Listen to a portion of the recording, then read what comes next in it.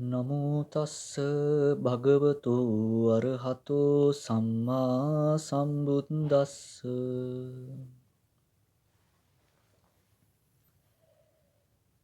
Good evening, everyone. In this evening, also, we are going to discuss another Dhamma fact. As our today topic, I decided to explain how does the rebirth occur to the individual.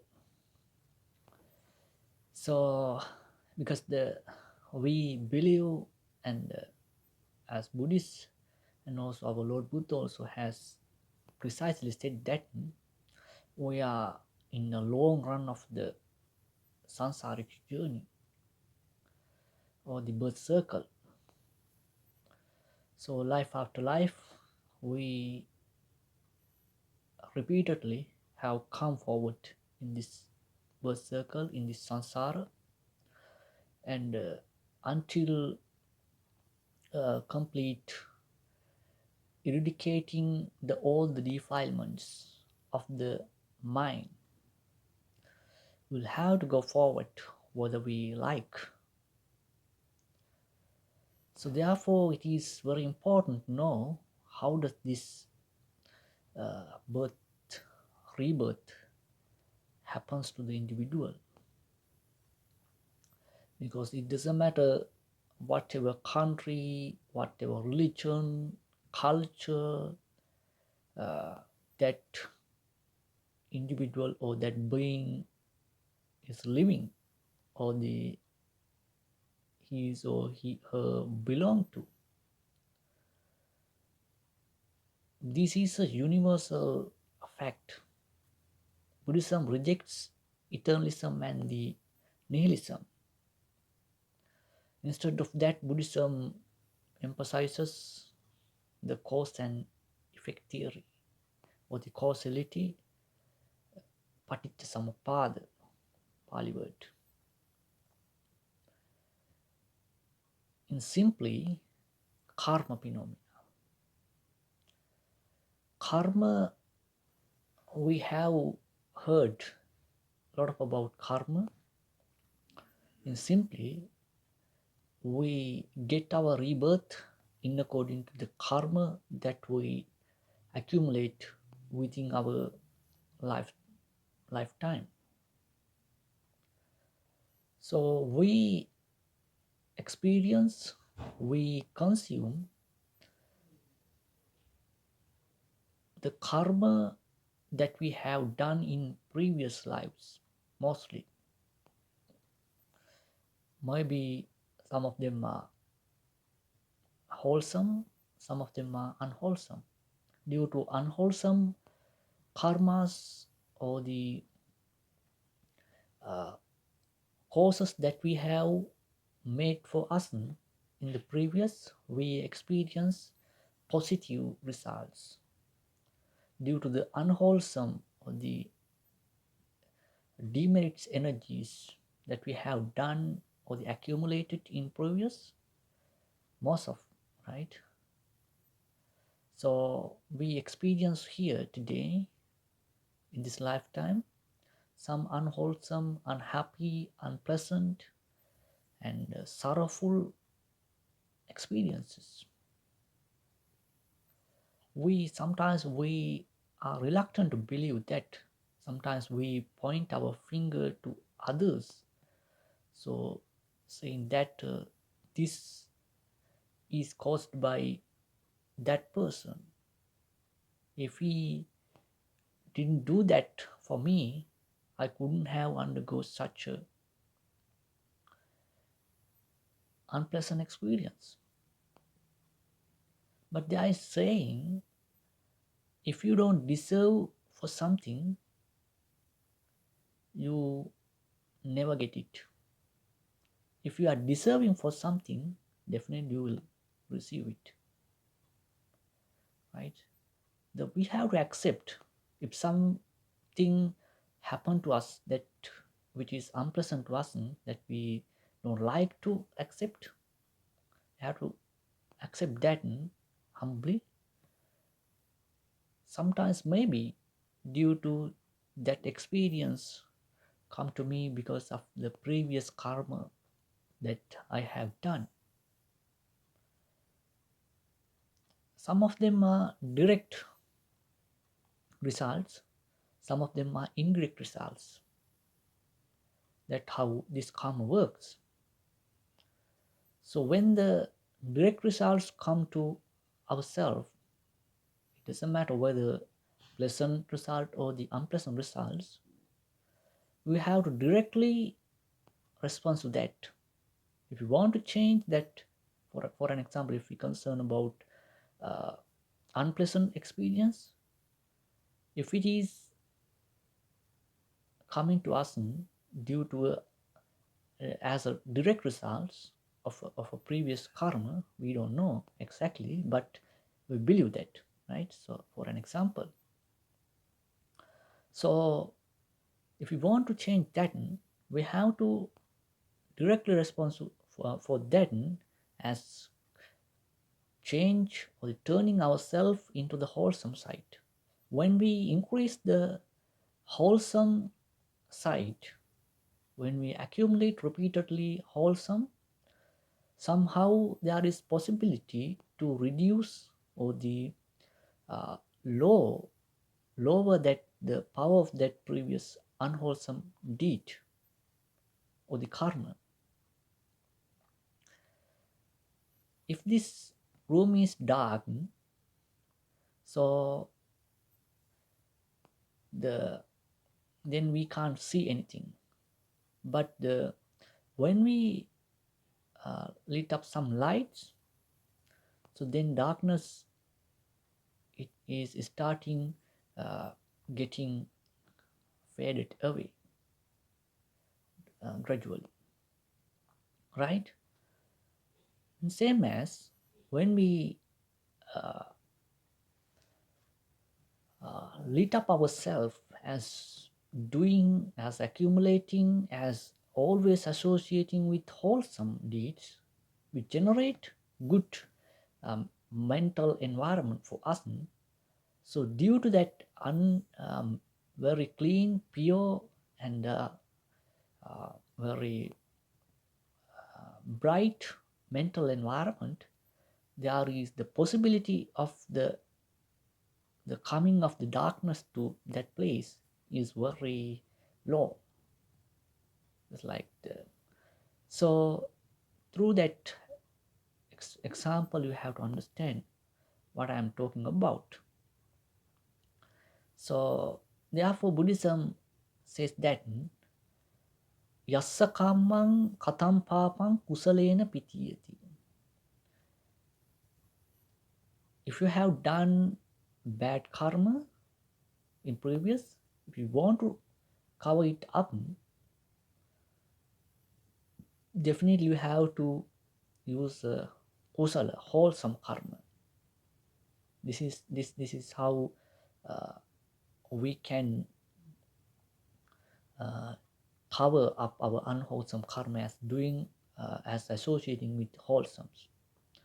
And there are some also indirect results come to ourselves. If we experience unpleasant things as getting sickness or the diseases, and also sometimes having some unpleasant words from others, so like these unpleasant experience we get, sometimes they may be indirect results due to an indirect result of unwholesome. But if we can change the condition, uh, the direct condition which causes us to unpleasant. For an example, if we catch cold with runny nose, so we definitely have to experience bodily unpleasant uh, pain, right?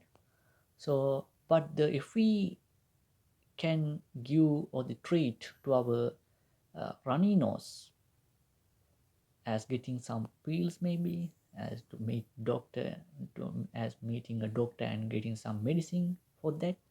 So changing that way, we can reduce uh, the pain or the runny the disease of the runny nose.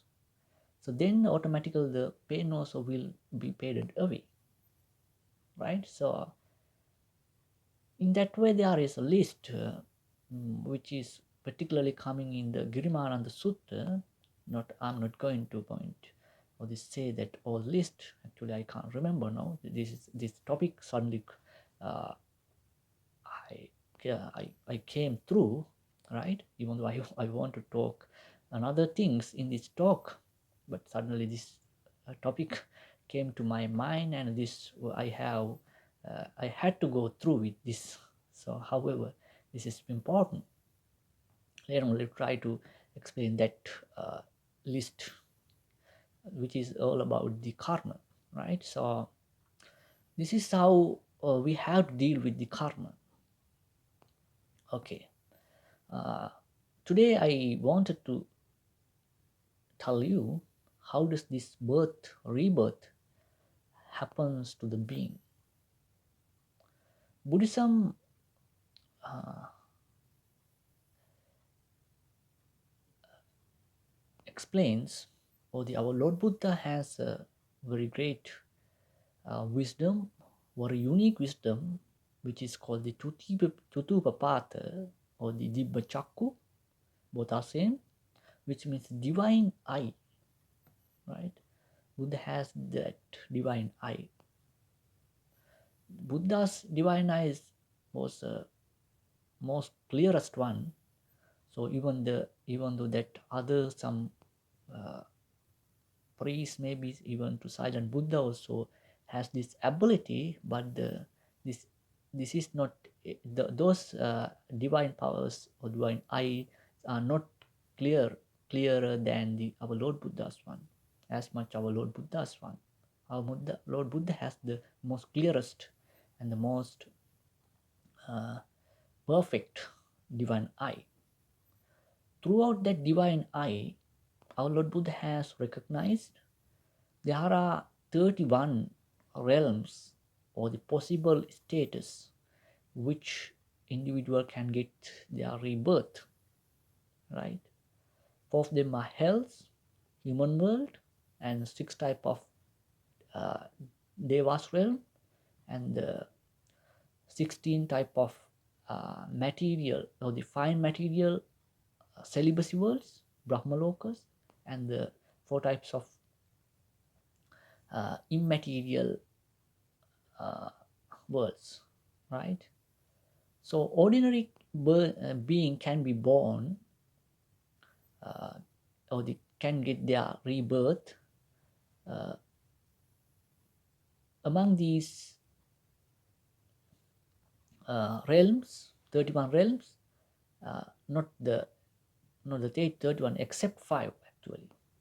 Except five realms, others are uh, common or the possible even to the ordinary people, for the putujana or the normal people who haven't attained uh, to attain nibbana, right?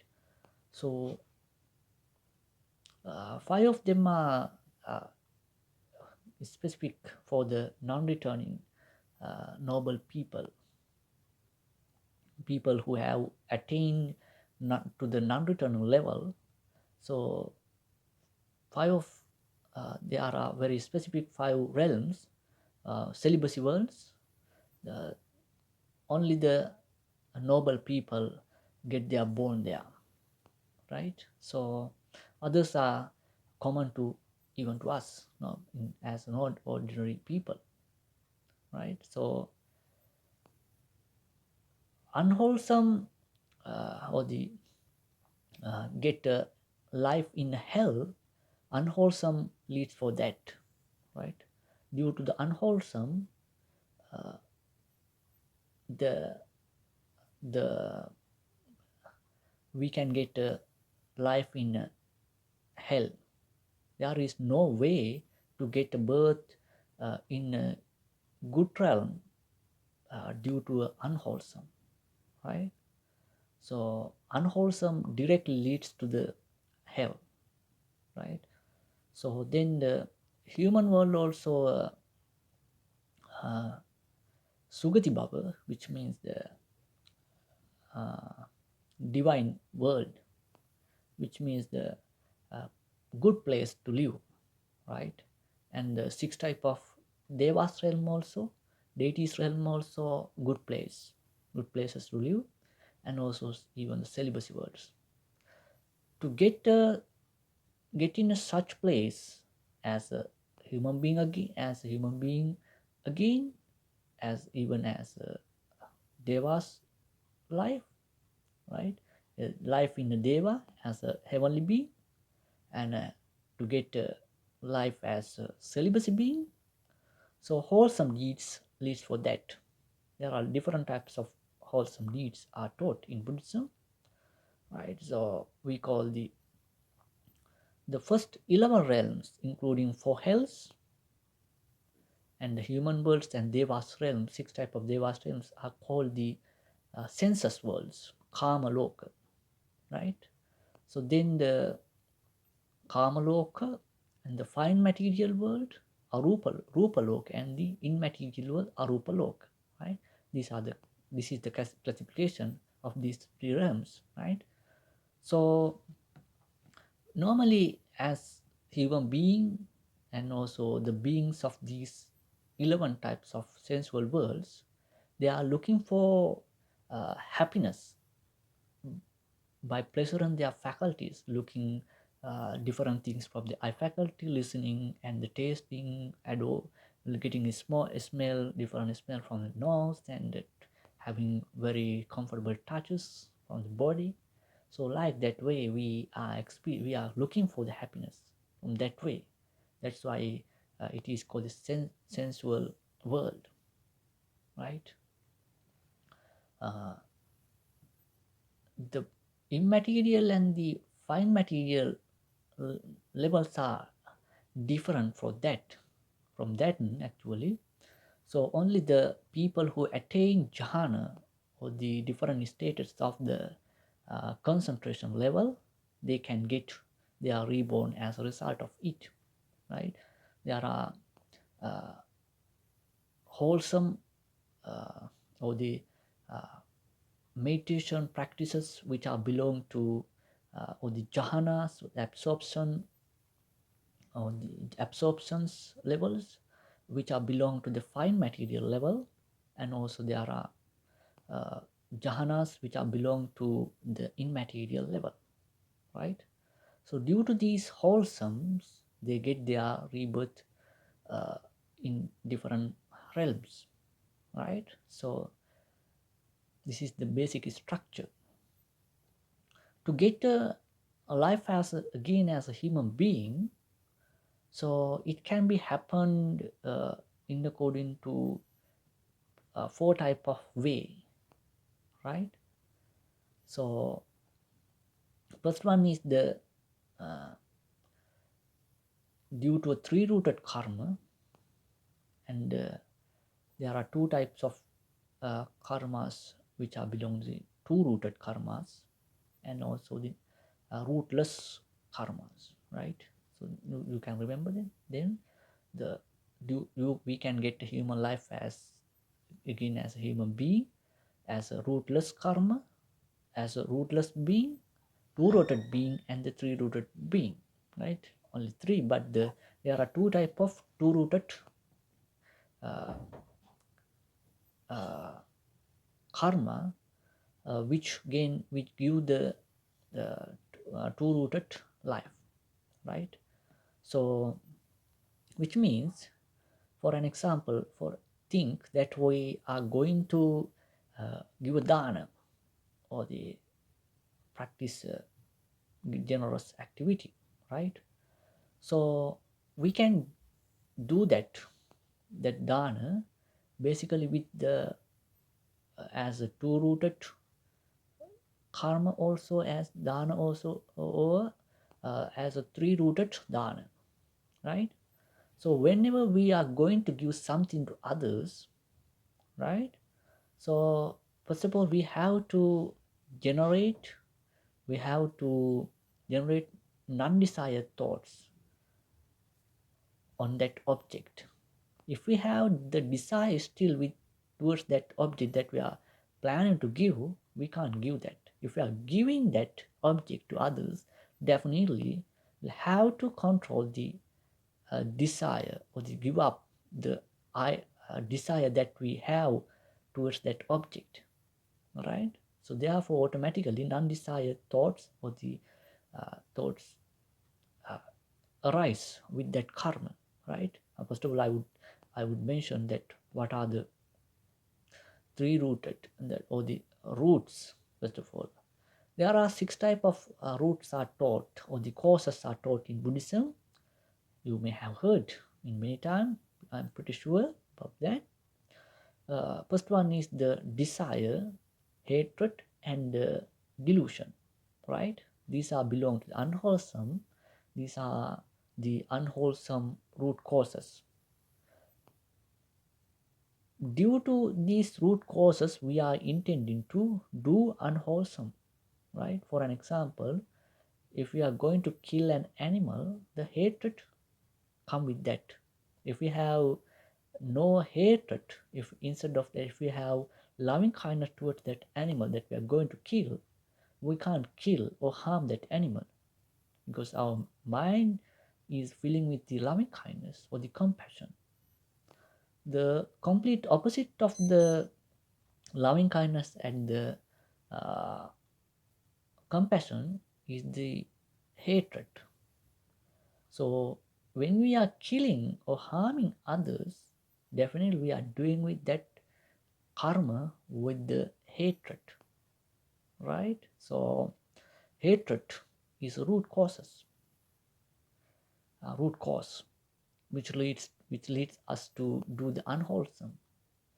So in just like way, I'll explain these things in later on. And there are another three type of root causes: non-desire, non-hatred, and non-delusion, or the wisdom, right? So these are belong to the wholesome side.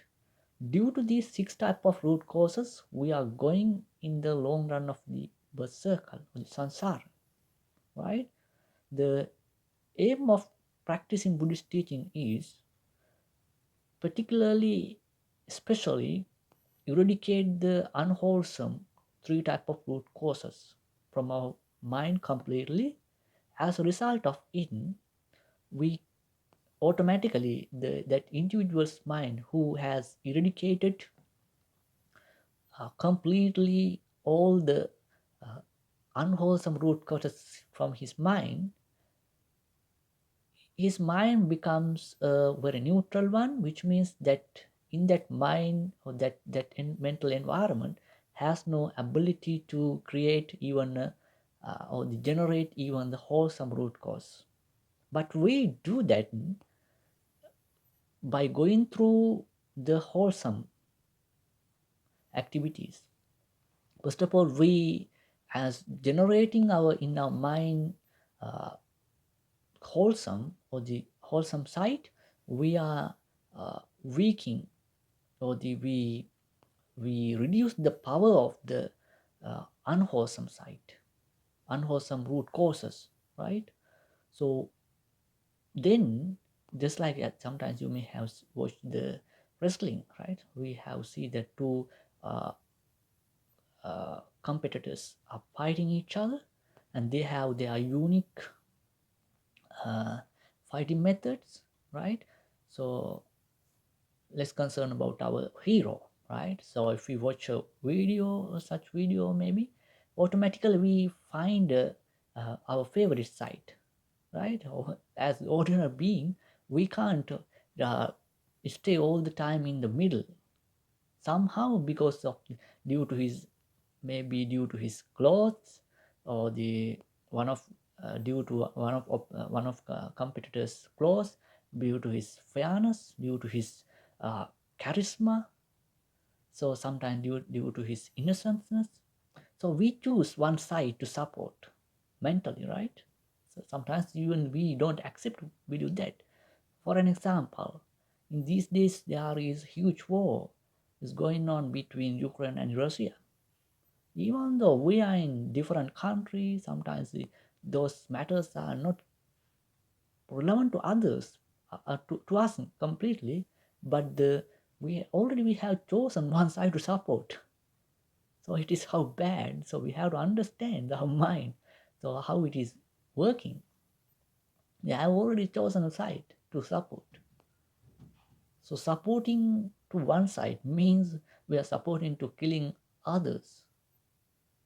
We wish to, sometimes we don't even use the word to support, but sometimes we mentally expect to see the, if we are supporting to Russia, so we want to see the defeat of the Ukraine, which means the, so if we are supporting, if we are wishing to see the Russia's win, which means uh, Russia has to kill a lot of army soldiers of the Ukraine, right? So which means that's how it is very cruel. So very, sometimes very cunning our mind. We are very, sometimes very, we are deceived by this mind. We have to really live with the wise attention, yoniso manasikara, otherwise we will always associate bad things, right? So that's how this mind works. Okay, however, uh, I will say uh, root causes, right? Root causes. But we do the sometimes that I was in the wrestling match, right? So our hero doesn't, he hit to the his opponent and using very low uh, his punches, right? Sometimes in the final, when the match is going, is in a very intensive way, so then our hero hit his the final thoughts, which has ability to knock our opponent down, right?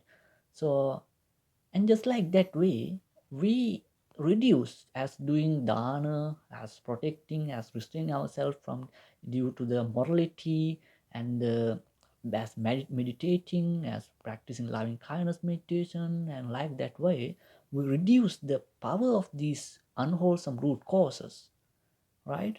So then, as practicing intensively inside meditation, we knocked these, all the root causes, unwholesome root causes, down from our mind completely. That's our expectation, right? It is sometimes still we are in the process, beginning of this process, but we have to go a long way. The consistency is the key, right? So, however, so these are the root causes, right? Wholesome and unwholesome.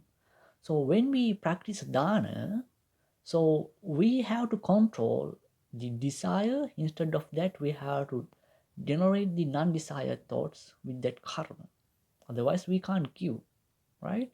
So if we have kind of hate, the kind of a negative impression on that person who is going to accept, or the who is going to uh, be our recipient in our dana or the generous activity, so we are not thinking to give our properties, our offerings to that person, right?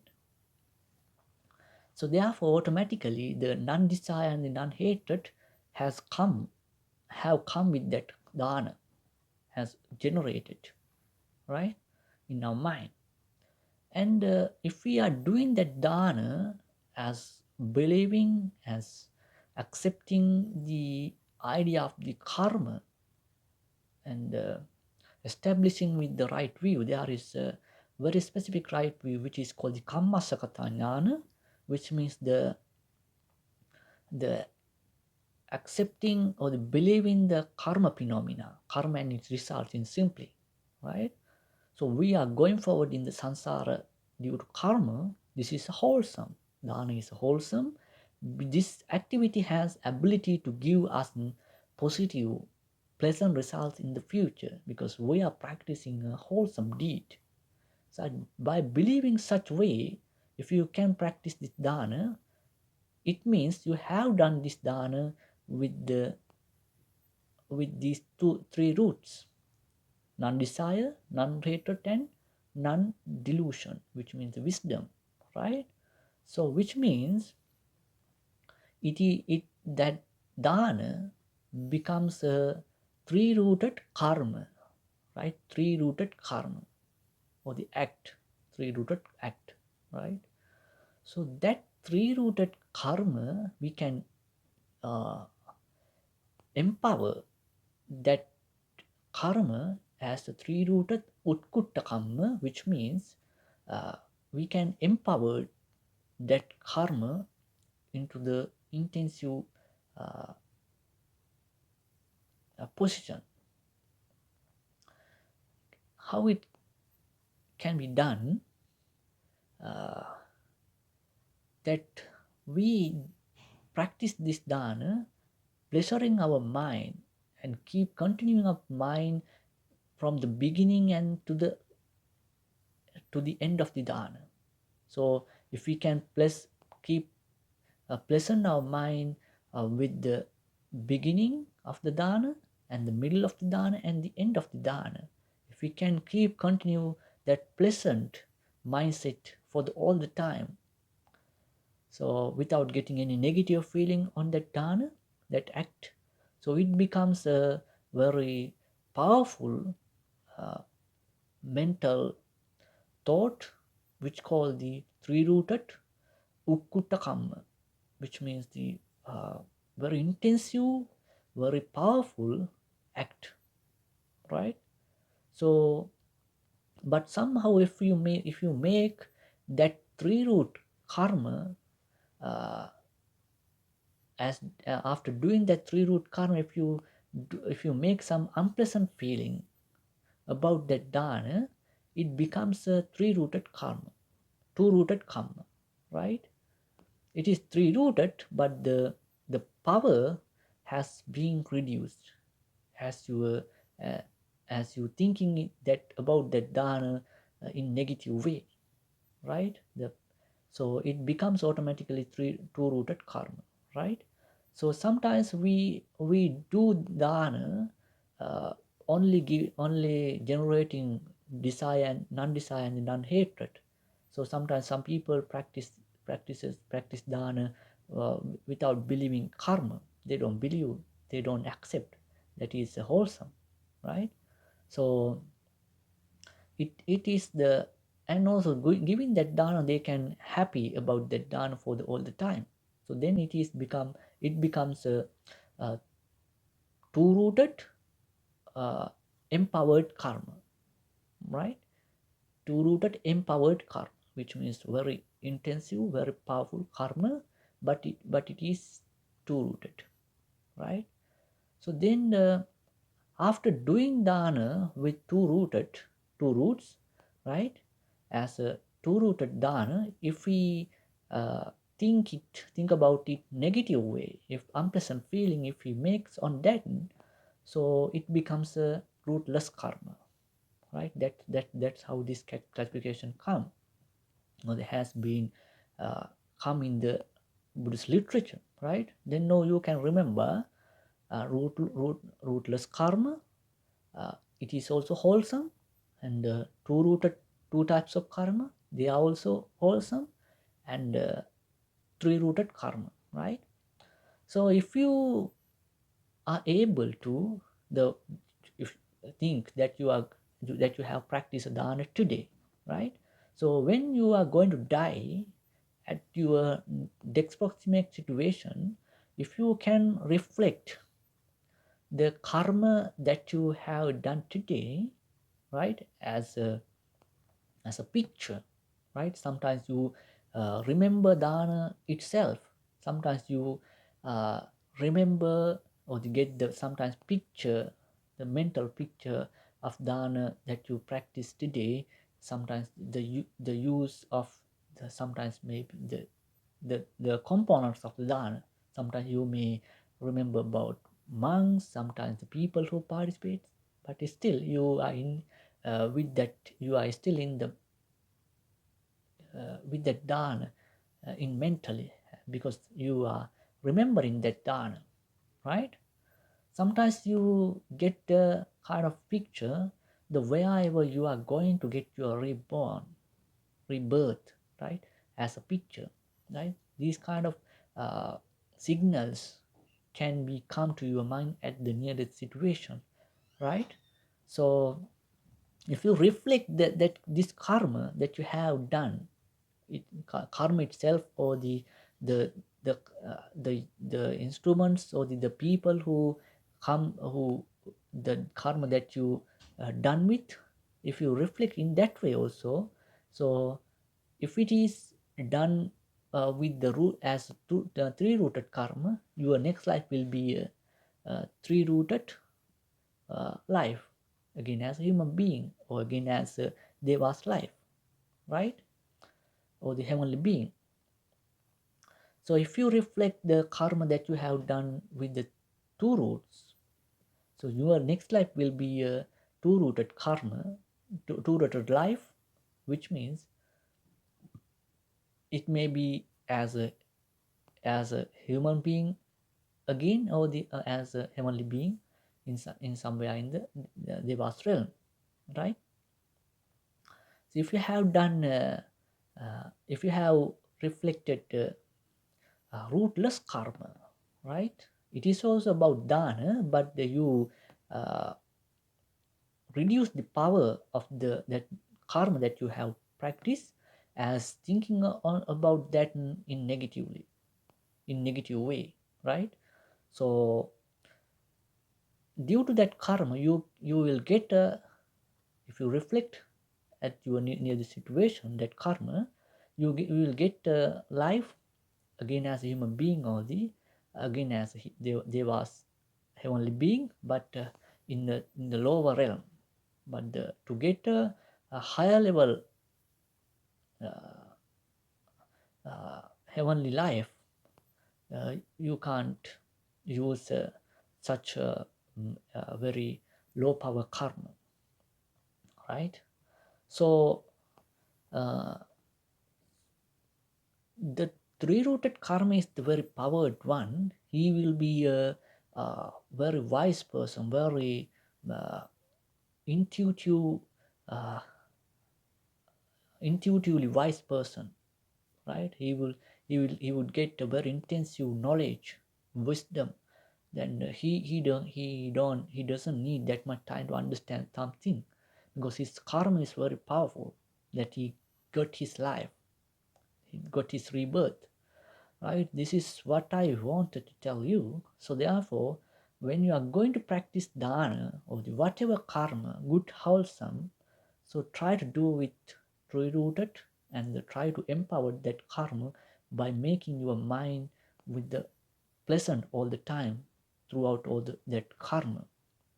So that's the idea I wanted to present you and give you, and I hope you learned something about from this talk, uh, and may and also listening to this talk, and listening Dhamma, that we are able to generate good, wholesome, uh, meritorious energies in our mind, by the power of these meritorious energies, and by the power of our Lord Buddha's infinite virtues, by the power of noble Dhamma, by the power of the virtues of the Venerable Mahasangha.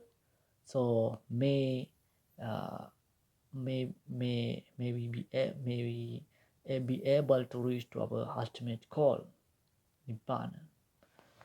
Sadhu, sadhu, sadhu.